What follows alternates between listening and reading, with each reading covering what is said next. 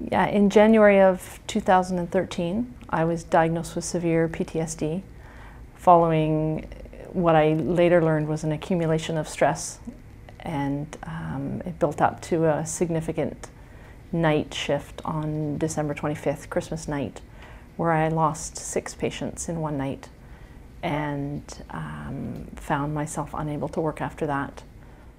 I didn't know what was wrong with me. And I kept asking the question, what is wrong with me? Why can't I shake it off this time? Why can't I cope with this? And when I got home, a good friend of mine who was actually working on the street as a paramedic could hear me on the radio, and he knew what was going on. And he came to my house and he said to me, "You need to book off for tomorrow." And I said, "Oh, okay." So I did. And then he says, "Okay, now you need to phone your doctor." And I said, "Oh, okay." Because I was completely incapable of making any decisions. I was just sobbing. I was in pure crisis mode, I think, at that time.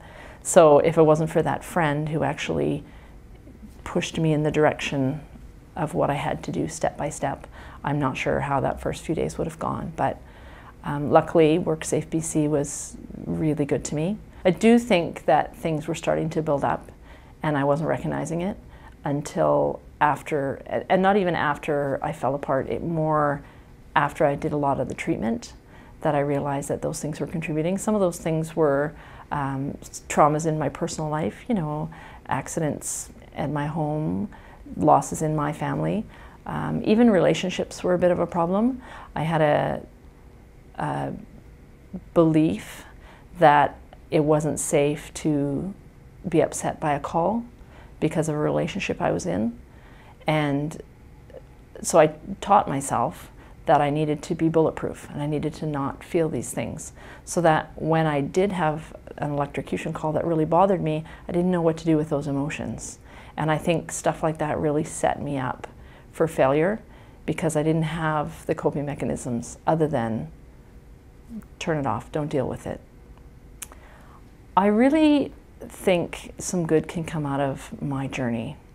I think if I can stand up and explain what happened to me, then people can learn from my experience. And in that regard, the next person who goes through it gets better help, or people get help before they get to the point where I was. For me, it's really important to get back to work. I have a feeling of worth that goes along with that, that, you know, you're accomplishing something, that you're doing something.